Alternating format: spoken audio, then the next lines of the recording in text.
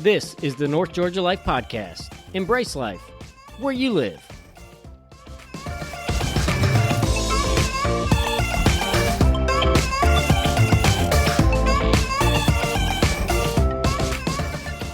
If you're a coffee or tea enthusiast, or you know one, or you have someone in your life that is that impossible person to buy an amazing gift for, you need a Final Press. FinalPressCo.com/NGL. That's Final, FinalPressCo.com/NGL. It is the beautiful combination of a French press meets a Keurig Nespresso. It fits in your pocket, your purse, your backpack. You can take it with you camping. You can take it to the office. You can leave one in your kitchen. It is it's not even a game changer. It's a galaxy shifter between the coffee or the tea you've been drinking and the coffee or tea that you wished you'd been drinking. It's easy to clean. It is durable. It is absolutely amazing. And we're getting it to you on sale. You get 10% off when you put in the NGL code in the checkout. FinalPressCo.com/NGL. You will thank me later. Welcome back to the North Georgia Life Podcast. It's Jake, your host. Today we're with Austin Moore. Austin is a spelling coach, and I'm going to keep this intro as short as possible because when I say spelling coach, some of you are like, sounds like school, I'm out. That is not what this is. And of all the episodes we've done, this episode, for some people, this will be the episode that completely changes your life. And I say that without overselling it because this has been our life the last couple of years and specifically the last 6-7 weeks.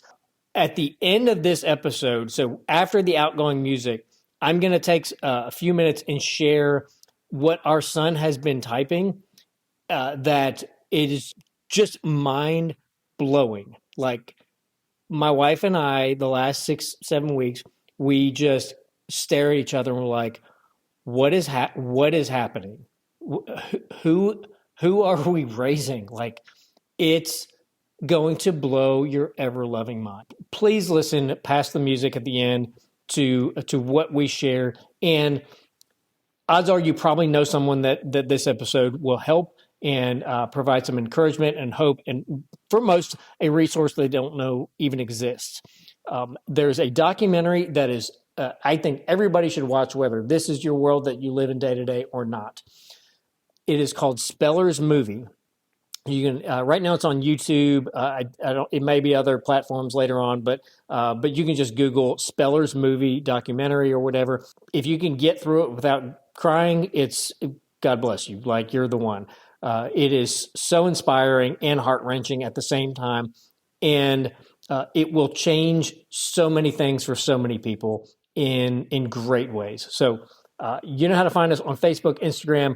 It is impossible for us to get worse at our social media right now, but it's just, as you can listen to this episode, there's just been other priorities in life going on. Our email, northgeorgialifepodcast@gmail.com. If you would like to come watch this at our house, if you have someone that you know, that you love, that you work with, whatever, that has any interest in this, has a family member who is non-speaking, and they want to come watch this in our house, in our kitchen, there's an open invite. You just got to email us and we'll go from there. So let's go ahead and get started with what is going to be, for some people, the red pill in the matrix. You will never be the same again. All right, welcome back to the North Georgia Life Podcast. It's Jake, your host. Today we are with Austin Moore. Austin has a very unique business, a very unique niche in the North Georgia area, and specifically helping families with all kinds of different special needs be able to communicate. And this is one of those things that until you're in this world, as we are, some of you, if you've listened to prior episodes, know we have a son that is largely nonverbal, non-speaking, has started communicating. A lot of the normal communication with him is what we would call unreliable. But Austin has been in the space of helping people who are either entirely nonverbal or non-reliable speaking of some realm be able to actually communicate what's inside them. And it is a hugely, sadly, untapped resource and area. And Austin is is in our North Georgia area, and we got connected a few years ago. And so he effectively has his own business, his own operation that he is doing what he's doing best, and thought this would be a great resource as we go into the tail end of 2025 for a lot of families who have a family member or know someone who is on the autism spectrum, has some sort of special needs communication barrier that you're not going to hear about this on the nightly news. You're probably not going to see this in your special needs therapy offices, but it is a real thing, and it's super helpful, and it's started to change many families' lives over the last, almost decade or so. So I thought going into the end of this calendar year, this would be a great story that would hopefully encourage a lot of people that maybe where they're at is not where they need to stay, and you're just not going to hear these stories. So Austin, thanks for your time. I know you had sessions with our son and another friend of his this morning.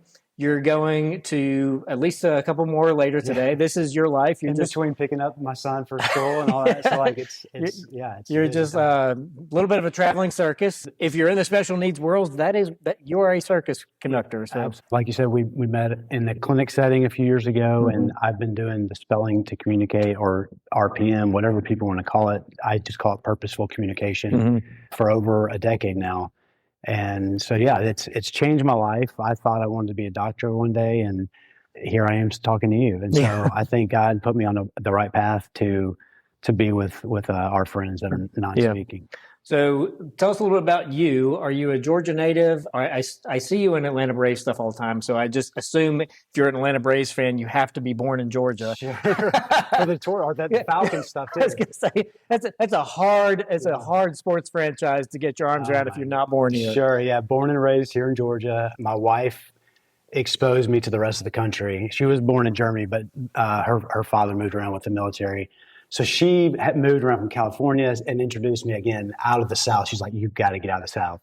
So her sister lives out in California. I got to see a lot of the country through her. But born and raised here in Georgia, the Southern charm I think is deep in my roots. But yeah, I was like I said, I went through AB average student in school, and so I thought I wanted to be a doctor because my mom was a nurse, and so I learned that. My competition in med school was a little bit higher, A+++ compared to my B average. So the writing was on the wall that I had fell into this job with autism with one single family. And then just through that family was able to take that as a part-time job into a career, which I never saw coming. So, yeah. And so did you go, were you in college when you were like, sure, med school's not going to be for me? Yeah. And then what was like your first job out of college, or, whatever phase of life you're in? Sure. It was, so autism was the big part of that, where I was part-time working with a single family, going to college, paying out of pocket, 2-year degree into Georgia, into the biology program, trying to, again, go on this medical degree because I'd just been almost trained, not by my mom, but just because I'd always been around a doctor's office. I thought, well, this is the way I want to go. And so when I was working with this family, I was introduced to more aspects of autism. We had tried every therapy on the face of the planet. I'm sure you guys have gone through some of that. And so I'd been through so much with him, and he was non-speaking, up until the point where I'd gotten away from autism for a few years. My first real job, if you will, was in sales, to which I learned pretty quick that I wasn't supposed to be in sales because rejection is not a good thing for me. I'm too nice. And so I'd stayed in touch with a family who then found the spelling to communicate. And through that family staying in touch, I went back to autism after just a few years of the corporate world, if you will, and knew that my heart was in autism. And that's when I learned the spelling aspect, the coaching. And so then that really is when my career took off from there. So you were going to school, doing a part-time something with his family. Yeah, autism. And were you doing like a therapy service, sure, or were you doing some communication? No, that's a good point. So they had almost like you have here, a setup in their home where I was just one of many friends from high school, college that would come and work with this guy. Very young, very ABA kind of run therapy programs. So then I worked my way up through those ranks of becoming this personal aide at school as well. Okay. So I got to see a little bit of the ins and outs of public school, which, you know, I saw some good, bad, and the ugly with that. So I was able to learn some frustrations as almost like a brother to my friend, and learn some of those things too when I was going through his elementary, middle, and high school. So I got to see him really grow up in the public school setting, and what that opened my eyes to the spectrum that was autism. But all while doing that, I still had this mindset of I'm going to go off and do this thing with medical, not knowing that the writing was on the wall already throughout my whole journey through college. So you kind of separate from this family for a period of time, and then you're just stay friends with them. Yeah, I knew I needed, because it was a job, so I needed a career. I needed insurance, and my wife was just graduating. She was going to be a speech pathologist, and so the timing felt right. But then, not even 6 months into the job itself of cold calling, it was physician recruiting, real headhunter mentality, which I just didn't have. I stuck with it for many years because the money was good, right? But the work-life balance was just completely out of whack, and it showed. And so in 2014, it was almost in November, I think it was, of 2014 is when my friend learned to use the letterboards, and I saw him for the first time and thought, what am I doing? And you had known that family for how long at that point?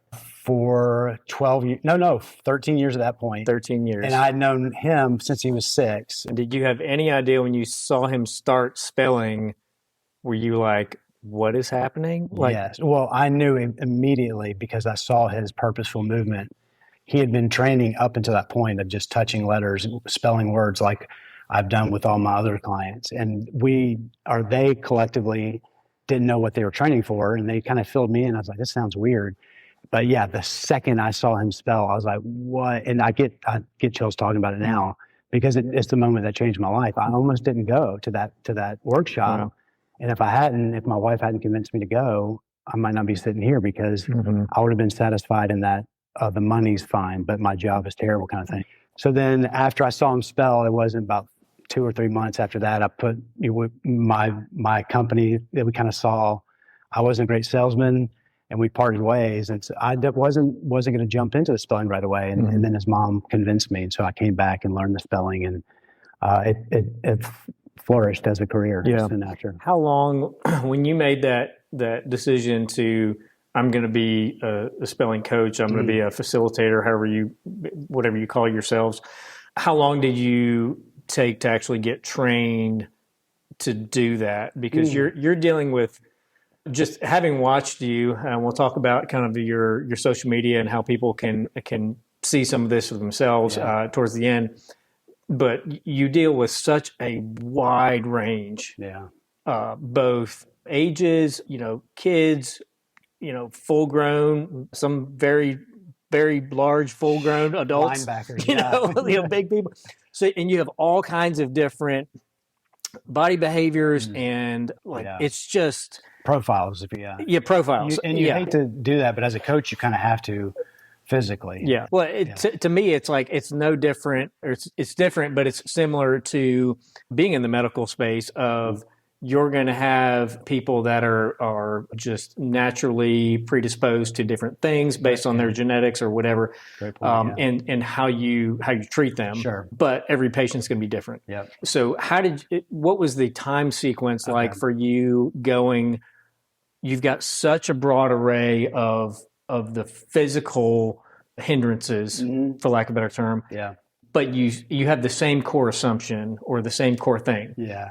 There is a whole human being trapped in a body that is not cooperating. Yes. And that piece, so many people just have a hard time getting their mind around to begin with until they see. And that's one of the reasons that we're so passionate about this now. Because until you see it. Yes. And you're exactly what you described. You're like, what is happening? Yep. I mean, you're like watching someone levitate in front of you. But exactly. I mean, that would be less shocking to me. You know? Yeah. Talk me through that timeline of, I want to do this. This is profound, to where you're actually starting to do it on your own. Okay. So I did things a little unorthodox in that my my person was an open communicator from day one. So Okay. I had to almost learn backwards.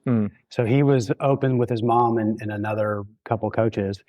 And me knowing him so long, I went in with this confidence of like, oh, I should be able to do this, right? And learn. I fell on my face real quick about trying to communicate openly and knowing that you have to follow a process. And that is so important for me to say right off the bat with these families that are interested or any coaches that are listening that want to turn this into a career is you got to follow this process the right way.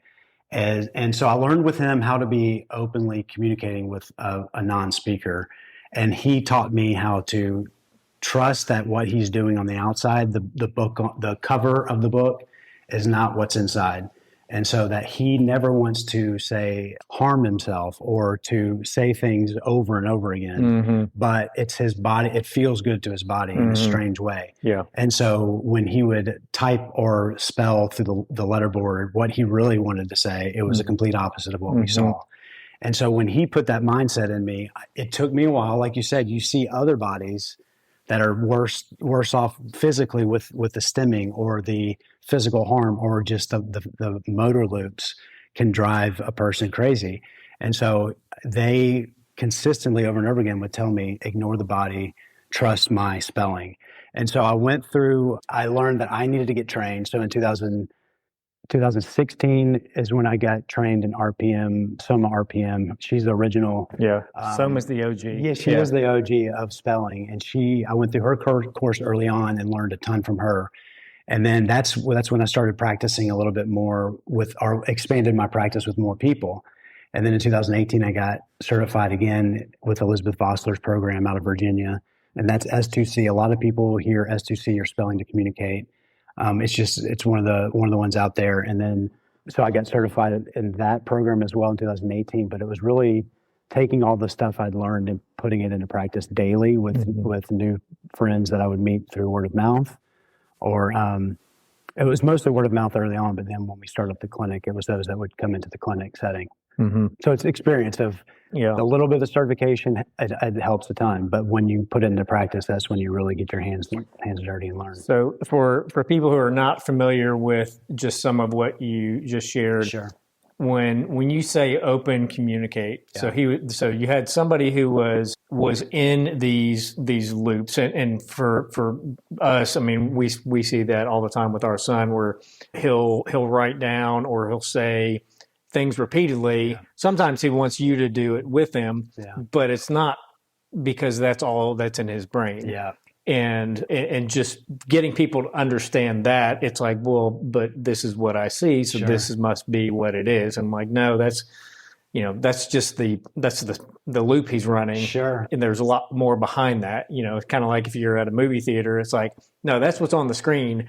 There's a whole lot more going on in the movie theater than just what you're looking at. And so what it means when you talk about open communication, and then just for the sake of really understanding, you had someone who was a non-speaking autistic who had learned to openly communicate, that is communicating to you in that the spelling practice. Yes. Don't pay attention to my body. Yeah. All these distractions. This is not. So he's like speaking to you from behind the curtain. Yes. So what was that like? And can you kind of talk about some of those? Sure. So spelling in a nutshell is you're coming into a session with you typically non-speaker or non-reliable speaker with autism. And it doesn't have to be autism. I'm expanding my practice with that now, but you're bringing a basic educational lesson that's usually focused around a lesson. And the reason we do that is to kind of, take some of the emotion out of things. So we're really just focused on spelling certain things. So I'm going to read to a new friend. For example, today we talked about the founding fathers. So I read a couple of sentences to my friend. I'm going to write down keywords that I want that friend to focus on. I'm going to spell it out loud, write it down, have them almost look at it as I write it down. So for example, today we're talking about George Washington, W-A-S-H, as I'm writing it out, his last name. Because that's my red alarm to them, like, hey, pay attention to that word. We're to go back and spell it in a minute. In our recall, that's what we're trying to focus on. So we're building neural pathways that goes against the grain of the loopiness. Right. So then we'll read a couple of sentences about George Washington. Washington's our word we're going to focus on. If they're a very beginner speller, I'm going to have these 3-letter boards that has the alphabet spread A through Z, 3-letter boards with different letters, big targets. We're going to, all right, what's our topic today, George? Last name is, and we're trying to get that last name without me saying it. Mm-hmm. If that student needs the support, okay, we need to touch W, go up and touch W. So we're going, get in the body, the gross motor of a simple point to a letter board. Mm-hmm. That is motor control. We're trying to, again, build new neural pathways Mm-hmm. in the motor. And so when they start collectively poking to different letters, they're building patterns. And then from the words, we build small sentences, which small sentences then come to their own thoughts and emotions down the road. Mm-hmm. So as the accuracy picks up with these lessons, then you tangent into, hey, what do you think about this? Once the accuracy and the flow gets Mm-hmm. going, it could take years, it could take months, but everybody's journey is different. Mm-hmm. So all it is a hierarchy and a scaffolding of, you go from these 3-letter boards all the way up to typing. When it comes to the actual board you're touching, keyboard to the iPad is what I work with a lot of people now. That's where your son is at. Mm-hmm. And all the way down to the simple, basics of, let's spell the word door. First letter is D, touch the D. That's the basics. And so through that basic process, they can get to the point where they can express their open thoughts and emotions by trusting their process throughout that hierarchy of showing us through the accuracy and purposeful movement. Yeah. And it's from us having been through this over the last few years, it's one of those things of like, I would compare it to like building a radio. It's like, if you've never seen it, you don't know what a radio is or does or whatever. You feel like all I'm doing is putting these pieces of metal together. Like nothing's happening. Right. And then like that first day you hear that little static. It's like something's there. Something's there. And for I think every family that we've seen, it's we've seen so many on social media, or there's several documentaries we'll touch on, but you see the families, the parents who some of these kids are adults. Yeah. They're in their 20s, 30s or so, and they're finally able, that motor pathway and that neural pathway and the gross motor skills have finally synced to where the mind is able to have a channel to get this uncooperative body to communicate and spell. And they're able to, their family is able to watch them spell their own thoughts for the first time. And it's that first piece of static in the radio. And everybody we've seen, it's like, you're just boo-hoo crying. Right. Because you're just watching this and you're like, it's actually happening. Sure. Like, and that's the hard part for our journey. Cause like you said, we've tried, most families have tried so many different things, and it's very hard. The first book that we came across was the Underestimated book by J.B. and J.D. Hanley, and Amber and I both read it, and we were like, "This is like our story," where he talks about in the beginning of just the false hope that so many give you of like, and everybody's, they've got these stories. I mean, like you just assume these stories are all like, they're real. They're not making stuff up, but like these things happen for this one small group of people. Yeah, it's not for us. It's not going to work for us. And we try these things and it doesn't work for us, or it moves the needle forward an inch where we're hoping it was going to be a mile. And so this is something that I think is very unique in that the time is not necessarily the same for everybody. Not everybody learns. That's a very good point. And has different places they're starting and different barriers that they, with the attention span and the motor tics and all those sorts of things. But we've yet to meet someone who has gone through this consistently, where they've not seen significant progress or open communication to begin with. And our son is, his first open communication was end of September of this year, and was just like, he's just like, we just did it this morning. We're watching you do it. Amber and I both are just like fighting off tears of like, what is happening? Like, we've seen this multiple times now, but you're like, we remember the first, session we had with you years ago, where it was different tiers at that point of like, this is going to be one more thing that doesn't work. Sure. And because he was so squirmy in this. So squirmy and so frustrated, and was not a fan. Right. Yeah. And I'm used to that. Yeah. But it took me a while to get used to that. But I think what you said though about the timeline is so important, because it's easy to compare as parents. When you hear a lot of these anecdotal stories of success, they're very true. But as my own experience and anecdote, just to Walker's, it took him 2 years of hard work to get to where he's at. Mm-hmm. I have a friend in particular who's an adult now who has been working at this since I became a coach in 2015. Fits and starts. Y'all's lives are busy and complicated, but they've stuck with it, fits and starts. And he's just now, in the past year, started to openly communicate because they never gave up on it and they believed in the process. Yeah. And so I always just tell people that I can't tell you this is the end all be all, but I've yet to see it not produce something beautiful for a family who sticks with it. Mm-hmm. If you don't do it full bore or follow the process the right way, it's going to kind of collapse, and it'll make you frustrated, maybe help people kind of quit early. Mm-hmm. But like you said, I've yet to see someone who stuck to it and stuck to the process, didn't try to skip steps, that they have those moments where, I joke that if I don't have somebody crying in a few weeks, then I'm losing my touch a little bit. So it's good, because it's what has turned my life around. They brought me out of a dark place in 2018 when I had a lot of things going emotionally that I was dealing with, and my own demons that I was dealing with. Mm-hmm. And it was their words about the world and their situations that made me realize, who am I to complain? Mm-hmm. And they also opened me up spiritually. That, again, just a kick in the pants of going, look what you get to do every day.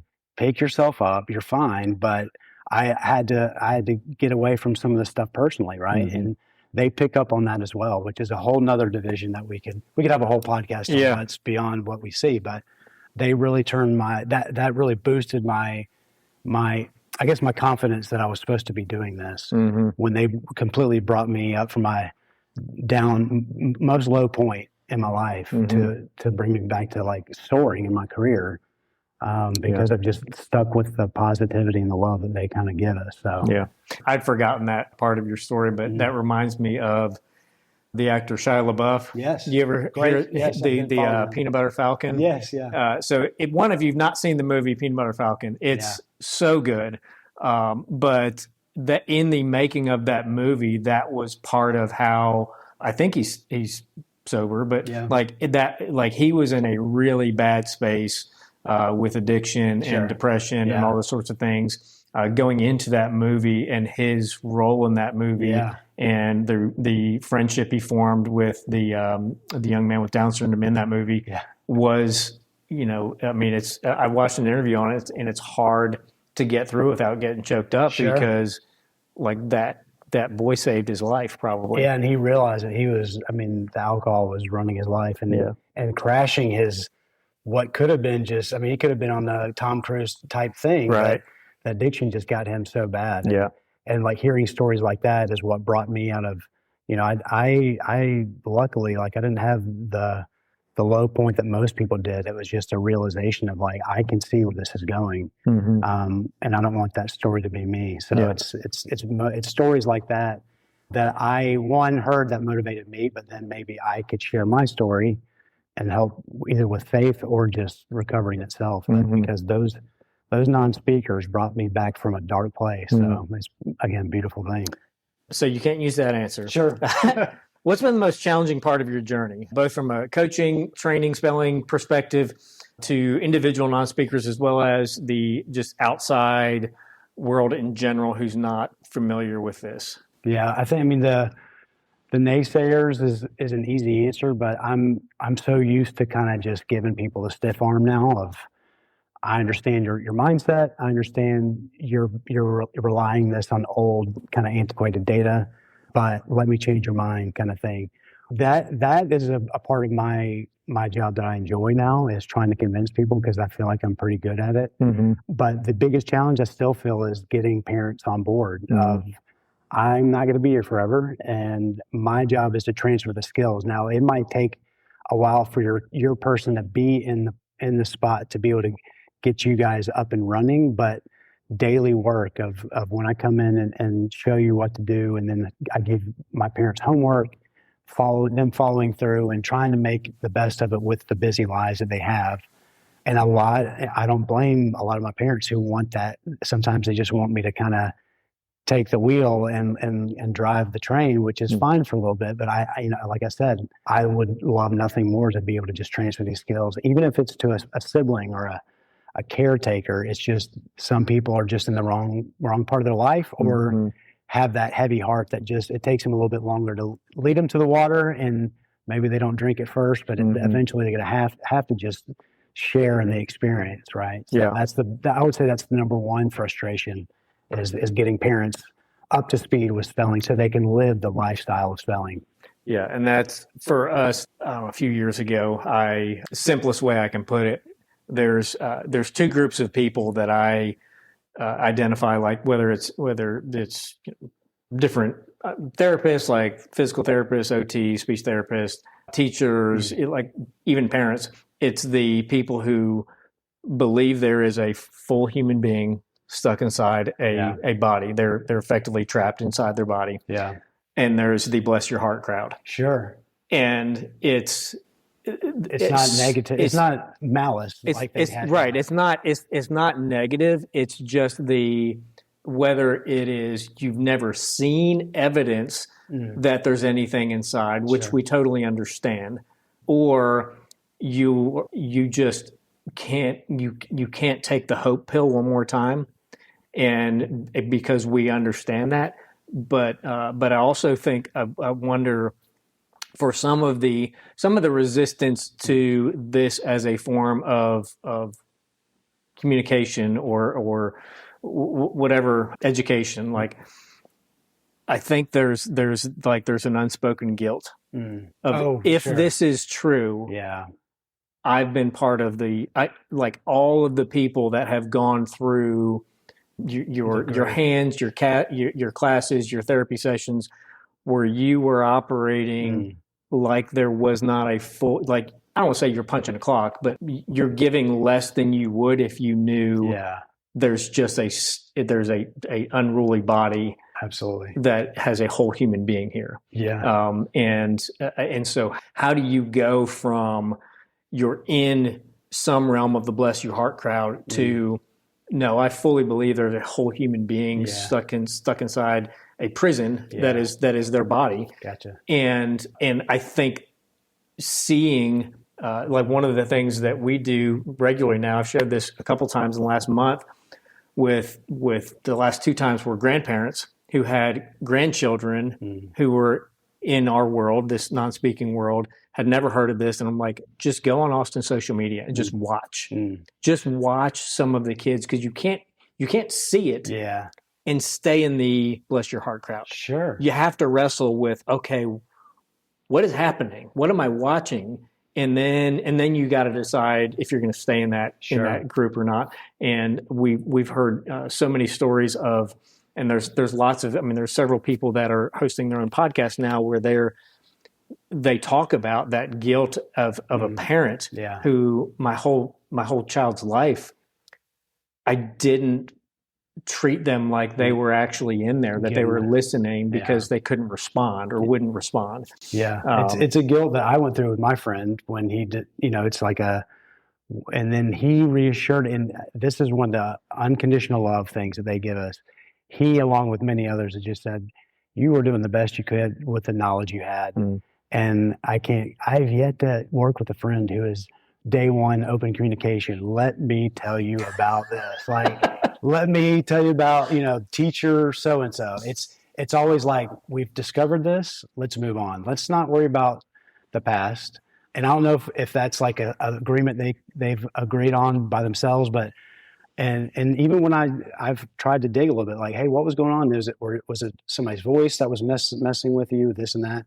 They still try to soften everything with like, hey, I know that person didn't mean this, but this is how it affected me. Right. And so they always soften the edges of almost insultments, or, people that just are uneducated, or, that insultments is a word, insulting people, but they just are always loving. And so that, again, was one of the things that kind of turned my mentality of presuming competence. I think that is a huge thing that I should touch on, is the presuming competence. When people hear that in our world, they might be new and not exactly know what that means. And it's just, all it is saying, I know that you're autistic and that's a separate part of you, and that your brain is just like mine. You can think and you have that inner dialogue like I do, but when you go to speak, the wiring to your motor is just different. So all the muscles I'm using in my throat and jaw right now is, if it's a motor breakdown, no wonder you have issues speaking.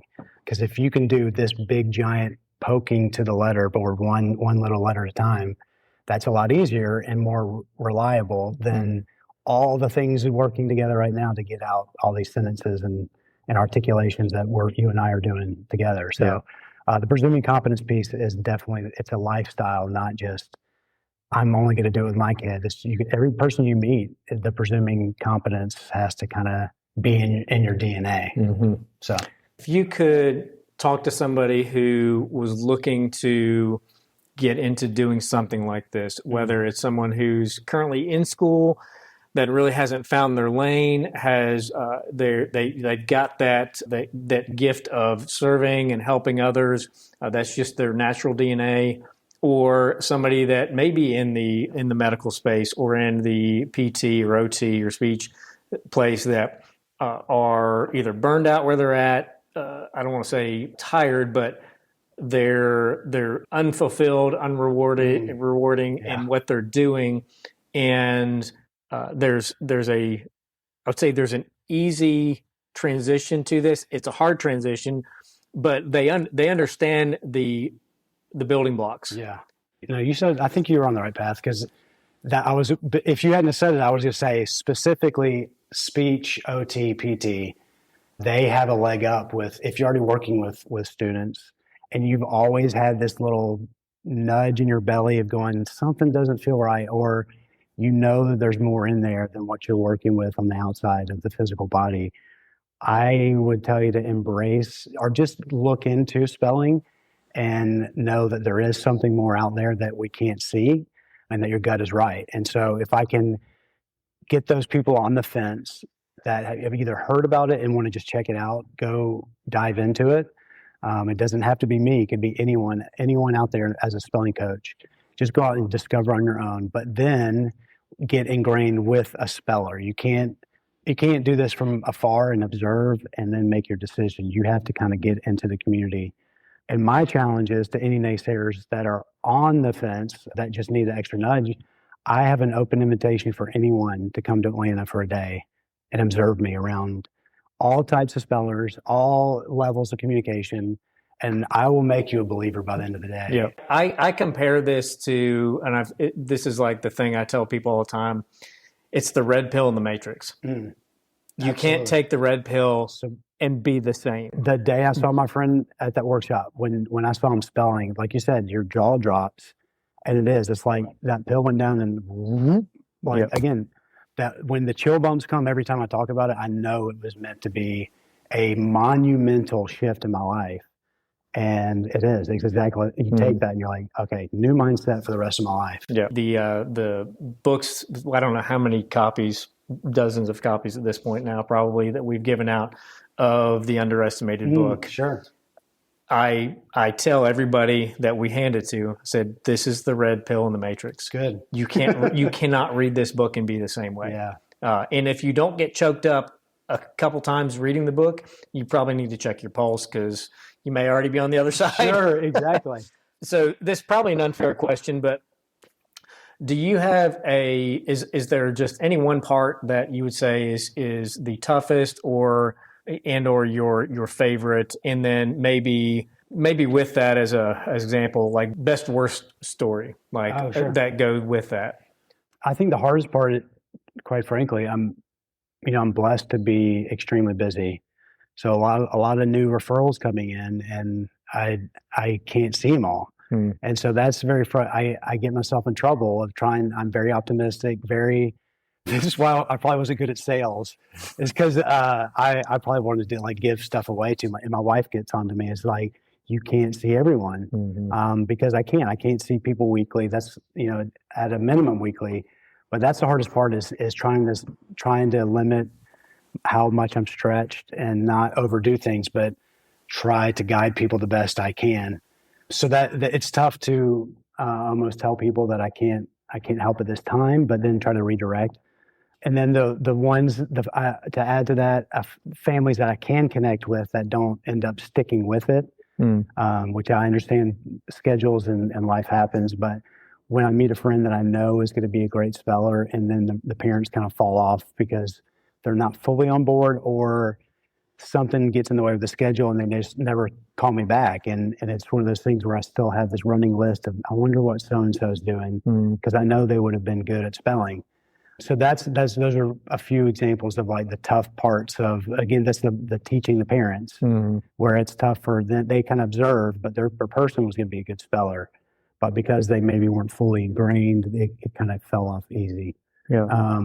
Now success stories, I mean, just to go along with walkers, it happens almost weekly, whether it's a friend that's openly communicating, sharing something amazing or eye-opening to us, or telling us what they want to do for their birthday. I've been experiencing that, some fun birthday requests. I've seen you. I saw your it was last week or this week, was one of your videos on Instagram with that, and I was just dying laughing. It's the steakhouse one, right? Yeah. So my friend wanted to go to steakhouse, and he wanted a sign or a Matt Olson jersey so he would get it signed eventually because he's a baseball fan. So his parents tell me, like, we never would have thought to take him to a steakhouse. We would have taken him to the same Applebee's thing over and over again, that kind of thing, where the families are opening their eyes. And as a coach, he's spelling this stuff out. I'm like, are you sure you can handle this? Like some people can't handle the atmosphere of a steakhouse. And so it's one of those moments as a coach where I'm like, oh man, I'm trusting you. And sure enough, the family's like, we can't believe it, but he did this and this and this. And it's so cool to hear those anecdotal stories that keeps me doing what I love. And that brings me back to something I want to say earlier about the people that hear my voice and think, maybe I should look into that, is if you're in a job like a speech, or because my wife's a speech pathologist, and the mundane or just the paperwork of your job is dragging you down, this job is so rewarding that you should just consider for that just so you're not talking about IEPs and stuff for the rest of your life. Get out here and get your hands dirty with some of the deeper thoughts of our friends, and it will change your life. That's the big picture. It's a lot more fun on this side, if I can say. I have met a lot of people who are against this and just bureaucratic school system type people who, man, they are stuck in their ways. And just having an open mind and just listening to story after story and saying, maybe there is something to this, and pulling the trigger, I promise you're going to change your mind, and it's going to be for the better mentally. Yeah. And the funny thing is what you said, a lot of people who are in that mindset are stuck in their ways. I'm like, but do you actually like your way? Right. Like you're just you're in the way. Yeah. But you don't really like it. You're grumpy. Yeah. And that's the thing. This morning we had a student who was here observing. This is her second time observing, and has been in this journey of like, what do I, she's young, she's in her early 20s, like, what do I want to do? Hasn't really, kind of found her lane. And so this is the second time. One of the things that we said to her in our first conversations about this, we've been talking with her about this, just what we were doing with Walker, and she'd gotten to know Walker over the last better part of this year. And I think there's the nervousness of like, but this isn't like a 9-to-5 job kind of thing. Good point. I said to her, for better or worse, most people who are in this, in our world, we're used to lots of people not taking insurance, and most of the people that we've experienced that have helped us the most categorically they don't take insurance, and they also don't take insurance for the same reason, which is we're not going to have an insurance company tell us how we can and can't help your child. Sure. And so you've got lots of families who are used to not being in the insurance world. When we can, it's great, but I'm also like, but there is a huge need and so few people to help. We did an episode. If you've not listened to this episode, it's from 2021 with Special Needs and Treats in Lawrenceville. Oh, yeah, I know them. So first of all, if you need good dessert, like, oh my gosh. So good. So stinking good. And, but this was, I don't know, 4 years ago now. They have special needs adults that are working or volunteering in their bakery. Years ago, their wait list was a couple hundred. So you think about just one bakery has a wait list, and not a bit, this isn't like a Dunkin' Donuts franchise. Just one bakery has a wait list of a couple hundred people because there's nowhere else for them. No. And you think about how many of those people have communication breaks, could benefit from this. And it's, you're just like, if you're in that mindset of like, how can this be a career? It's because you don't really understand the numbers and the volume of population that are in this world.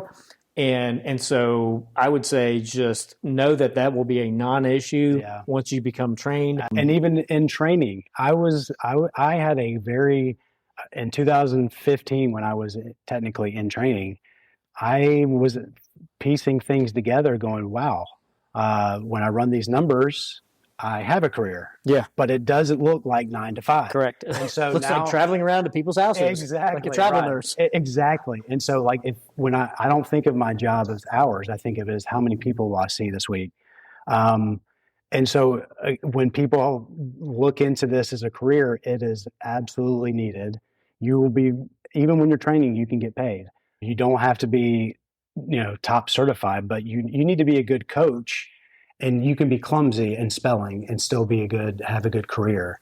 So even if I can put on my, my hat of a coach, talking to someone who's thinking about becoming a coach, I would just say, just do it for a year and see what happens. Because I promise you probably won't turn back. Mm-hmm. And if you turn back, it's for an offer you probably needed to take. Because I just don't see anyone doing this, seeing what's possible, and then going back to a school system, or going back to a clinic, dealing with the paperwork, dealing with the insurance.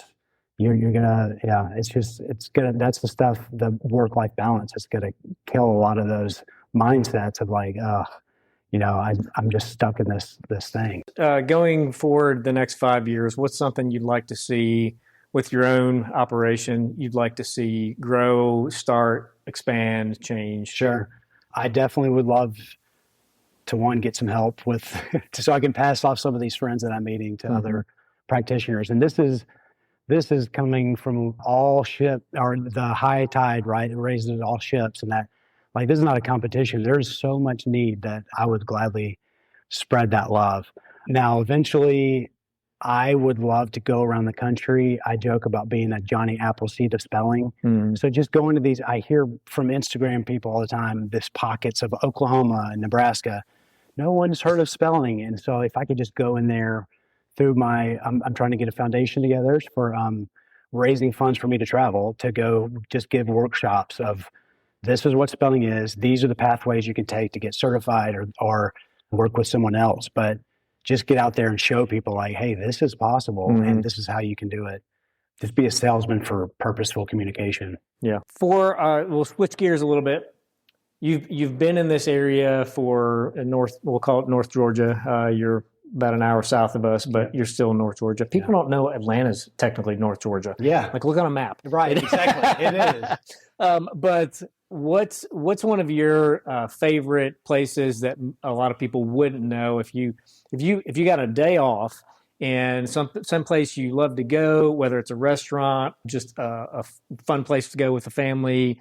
My ideal day. So I actually took the day off on Tuesday this week, and my ideal day is actually to stay kind of close around town. Now, my wife and I would like to work in like a lunch at the Mexican restaurant kind of thing. So that before the naps, we do a park, and then in the afternoon, maybe I take the kids to the loop, which is the walking trails, that kind of stuff, or knock out some grocery shopping with the kids because I don't get to do it as much. That's actually kind of like ideal to me, is to stay close to home and just wing it. And then, but if we could make it to like a jump place, like we'll do that, but we're not stressing ourselves out over it too much. But it's kind of a boring answer. Where's your favorite Mexican place? Right now, Alpharetta is called Seven Tequilas. We know our order. They recognize us. And they know that when we walk in with the babies, they're like, "Oh, cheese dip coming to the table." So it's kind of cool to have that routine. And see, I'm a low, like, that's why I was no good at the phone sales, because I'm good at this, but I'm not good at rejection and not talking to people in person. So like I missed going to the bank teller, right? I missed that stuff, the Blockbuster. I think I'm just nostalgic for people. And so that if you're, again, going back to the people listening to my voice, if you're a people person or just care about these kids passionately and just not sure how you can help it, spelling could be the way. So a question I like to do before the end of every episode is called the lightning round, which this question has nothing to do with anything. Sure. So you're a Braves fan. Yeah. A lot of your Instagram videos we see, you've got your Braves paraphernalia on. If you could go back through former Braves players and bring back one of them into the current Braves roster who was in their prime while they were playing for the Braves, who would it be and why? Easy. Dale Murphy. Dale Murphy. Yes. Okay. Only because I, as a kid, grew up with Dale, and he was my idol. He has been so screwed by the Hall of Fame. That guy needs to be inducted. I'm a little partial because a few years ago, my buddy bought one of those, I forget what they called, but he sent me a birthday telegram. What's it called? I forgot what they're called. But he sent me one. So I'm partially biased there too. But his athleticism, he won MVP back-to-back. So in his prime in early 80s, if he was playing center field, and I know people are going to go, what about Andrew? Yes, Andrew, of course. But Dale, to have another shot with like current players, I would love to see him against some of the pitchers now. So to me, that's an easy answer. But as a Braves fan, you could technically go through so many. Yeah. Well, you answered that way faster and more concretely than I expected. Because I'm not I watched the Braves growing up, but I was never like a diehard Braves fan. And I was like, the Braves have had so many good people over the years, so many Hall of Famers. I'm like, that's like, this might stump Austin, but no. Sure. Like, well, Dale. As soon as you said it, I was thinking, and then all of a sudden I locked in on Dale. But very partial, just because as a kid he could do anything, and I thought he was the greatest. Let's talk about how people find you, reach out to you, connect with you, and then your business, your foundation, like some of those things. Sure. My company is called More Opportunities. That's how people kind of do business with me.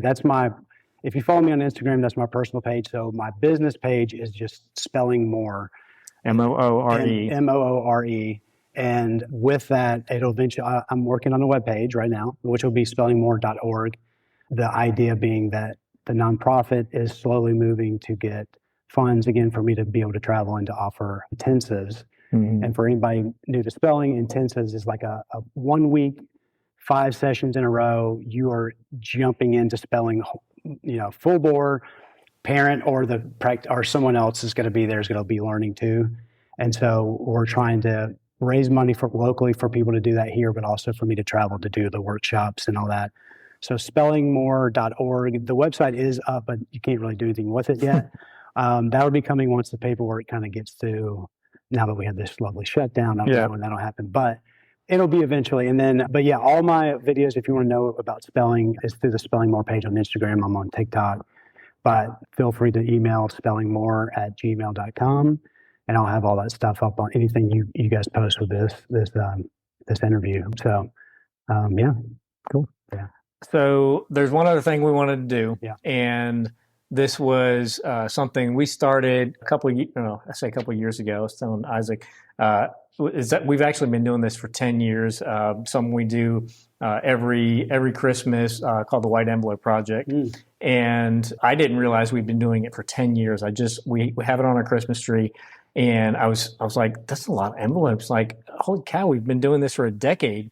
And so every year we're like, what's something that we as a family can do to help someone in our community. But this past year for our business, this something we're like, let's bring our clients into this.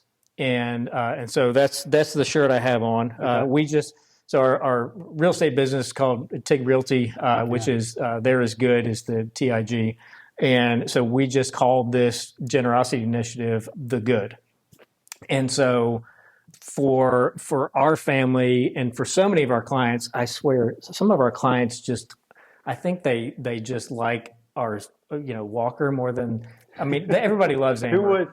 Who wouldn't like Walker? Everybody likes Walker, Amber, than me. Like that, and so that's probably the right order. Amber tells people all the time, Jake's the business, she's the party. But we started this last year, and we just, at least once a year, our hope is that we can bring our clients into doing something that's meaningful, that has just a great story behind it, and that's going to help in ways that are helping our local community in actual tangible ways. And so your foundation is going to be what we're giving to this year. Oh my goodness. And so we have a white envelope for your foundation to help get you in front of other families. Holy cow. Like us, that either don't know or have never met somebody who can actually help them where they're at. Yeah. And so we know right now you're waiting on the IRS, which hopefully will get their stuff together soon. But we and our clients want to be the first deposit in your foundation to help get you in front of other families. My goodness, Jake, that means a lot, man. Thank you so much. Oh man, I wasn't anticipating that. Thank you. I thought you were gonna tell me you need me to deliver something, or I don't know. Well, you're on your way down from you drop a sign. No, like give this envelope to a friend. That's what I was thinking. Oh my goodness, thank you so much. That's incredible. I don't know what to say. Yeah, thank you. You're gonna make a difference in somebody's lives. So, to all your clients, thank you. You're giving what we hope that we can get. We're helping people with something everybody needs, which is a roof and four walls. You're helping people with the condition of their lives inside of that. And, Amber and I both, when we started this process of spelling, it was just like we hadn't seen some of the videos, we hadn't seen some of the documentaries, and it's very, very hard to maintain hope, to create new hope that something new will work. And then being able to, just the last 6 weeks, see after a couple of years, like what is inside our own son, who we've never seen. It's like he is light years beyond his age, and I know he's not the first one you've seen that with. And so, like, man, if we can be a part of that, as much as our clients love our son, if they can be part of doing that for other families, both here in the Atlanta metro area, but then also helping get you in front of communities that don't have any resource like this, like what better way to be part of the good than this? So that's amazing. So thank you guys for one, but I look forward to sharing with all your clients and stuff the stories that are going to go along with it, the videos that I never thought Instagram would have taken off the way it has, but it's bringing us all together. And I think that technology piece is actually one thing our community needed. We still have fractions in we know that, but I think it's bringing more people together than ever.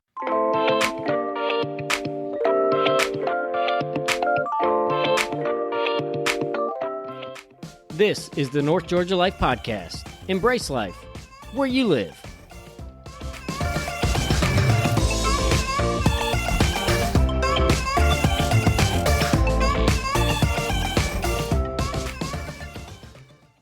So I'm going to try to get through this without crying. It's probably not going to happen, but this is from end of September. I believe it was maybe the 29th. Walker is doing his spelling lesson with Austin. They were doing an episode on Bluey, which if you don't love the cartoon Bluey, there's something wrong with you. I think it's the best written cartoon since like Charlie Brown. They're doing this episode on Bluey, and Austin's comment to Amber. This is after the fact. Amber was there. We have all of these things, these spelling things that I'm going to share with you. We have these on video. You can watch these. This is not us making anything up. Like, we have the recording of this happening. So they're getting through this session. It was something to do with the family, the Bluey family or whatever. And Austin told Amber after the fact, he just kind of felt like he had this like God just nudging him, like, just go for it. Just go for it. And what that meant to Austin was to ask Walker an open communication question. Now, we had worked with Austin a couple years ago, and then the logistics just didn't work out with his schedule, our schedule, life, moving, lots of things going on. We went back to a different spelling coach, which was helpful, but just everybody kind of has their own way of doing this. And then that coach was able to help Amber over the summer, just really kind of go be very regimented about it. So Amber and Walker were doing spelling lessons every day this summer, and candidly nothing. Like, I mean, he was going through it, but he was not openly communicating really anything. So to get through this episode of Bluey, Austin feels like he has this like God nudge to like just go for it. And so Austin types into the iPad. He's using a Bluetooth keyboard. And he says, he types in, what word comes to mind when you think of family? And Walker on the Bluetooth keyboard typed in God's love. What word comes to mind when you think of family? And our son, who cannot tell us when he has a headache, types in God's love. The next week, they're doing an episode on Daniel Tiger. Daniel Tiger, also amazing cartoon. It's the Mr. Rogers cartoon form. And it's an episode where it's Daniel goes to the doctor. Austin typed in, who's this about? Walker typed in, Daniel Tiger is fearing the doctor. Austin typed, what word did we use to describe his fear? Walker wrote nervous. Then Austin typed, can you describe nerves? Now, our son is 8. Walker typed in, turning my snakes on myself. Can you describe nerves? Our son answered, turning my snakes on myself. The next question, what is something a doctor might use? Austin told Amber when Walker started typing, he had no idea what he was spelling. Our son spelled stethoscope correctly. Next question, why do you think Daniel was nervous? And Walker typed, nobody wants a shot. Austin's next question, does it help to have mom or dad explain what is happening before it happens? Our son typed, expecting very hard things in life can be frustrating. Expecting very hard things in life can be frustrating. The last question was, what would Walker like to work on during our sessions? And he typed in, can we make a movie called A Walker Movement?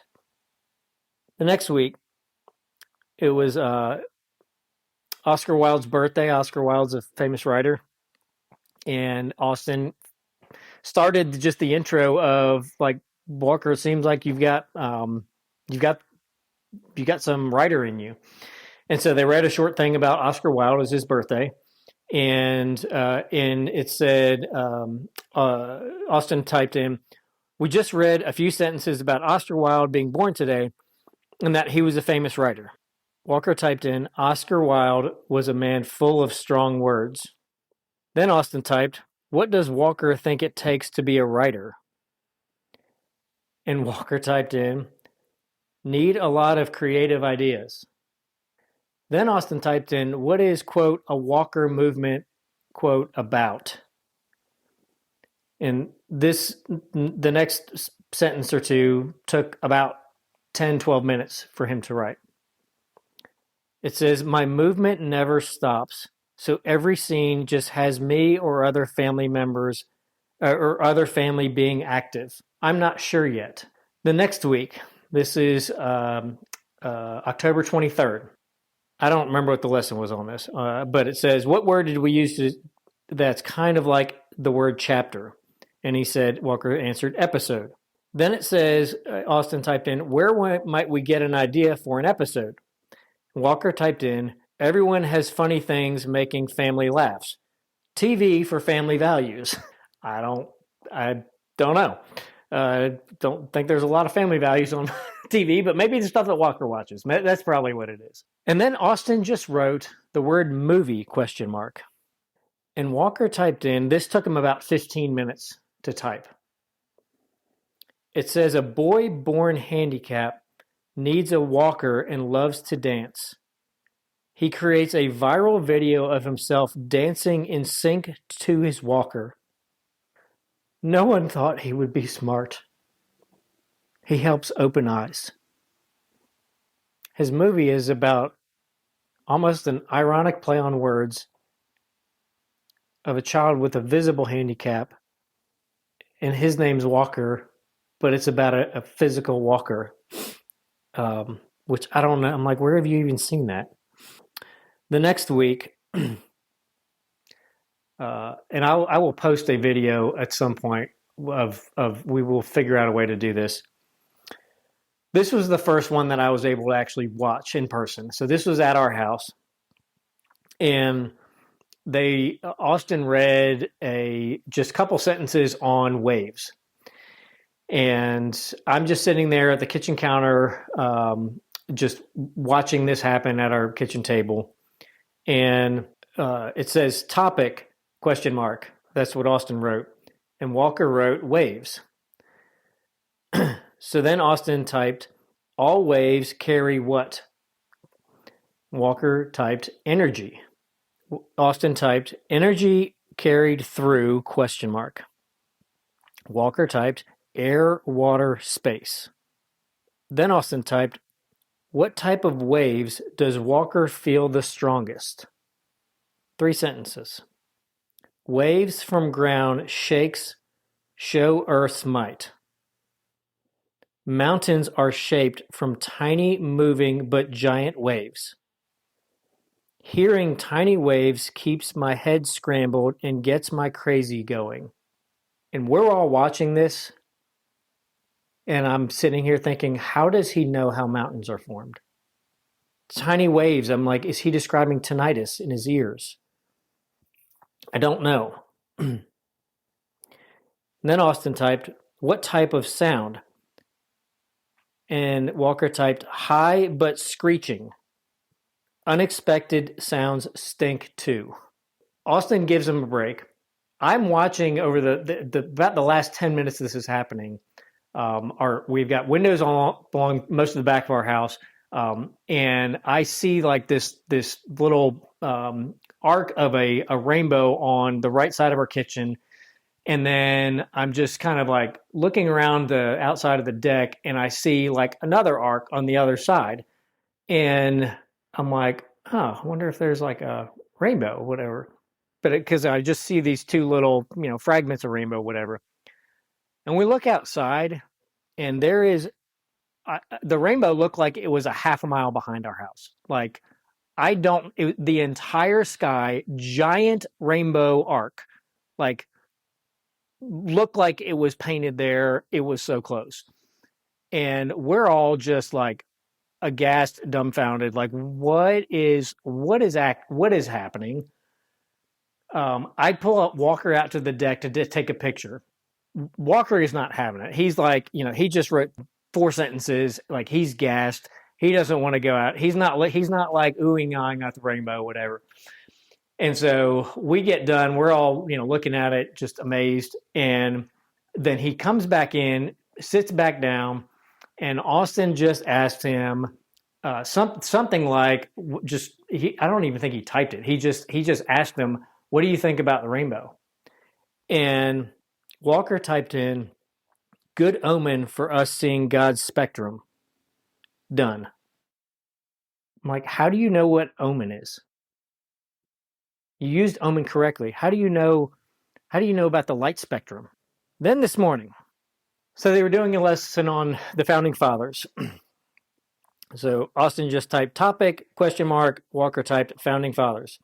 Austin typed, who were he just abbreviated FF, who were the founding fathers trying to get away from? And Walker spelled Britain.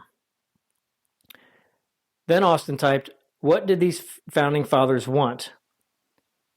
And Walker typed, they wanted to make choices for themselves and faithfully give the way they want to. The next question, how do you think that was for them and their families? Austin typed. Walker typed, sacrifice these things we take for granted. Just the core daily routine upended to start fresh in America. Then he wrote, our shirt, the shirt he was wearing. We didn't know Austin was doing a lesson on this. I don't know if he did, candidly. Walker typed, our shirt says love and freedom like the fathers did. Neat that God had freedom on our agenda today. And then he typed in the word break, like I'm ready for a break. And then the last question was, what is a, quote, core routine that you enjoy most? And Walker typed family reading and prayers. Done. Thanks. Our son doesn't tell us when he's hungry. He doesn't tell us when he's thirsty. I don't want to go into all of the things, but his bladder and bowels are still a mystery to us in terms of how you can have this kind of intelligence and brilliance and this mind, and we still have some of the struggles that we have. He wants to watch the same 5 episodes of Bluey, of all their episodes. He wants to watch the exact same 5 as of right now in the same order, and wants to rewind to the same scene. If we would let him watch the same scene 100 times, he would watch the same scene 100 times. Like it is a almost non-communicative relationship compared to what someone would normally have with a, quote, neurotypical 8-year-old. But a neurotypical 8-year-old isn't talking about the sacrifice and the things we take for granted from the founding fathers. And they're sure not using the word upended.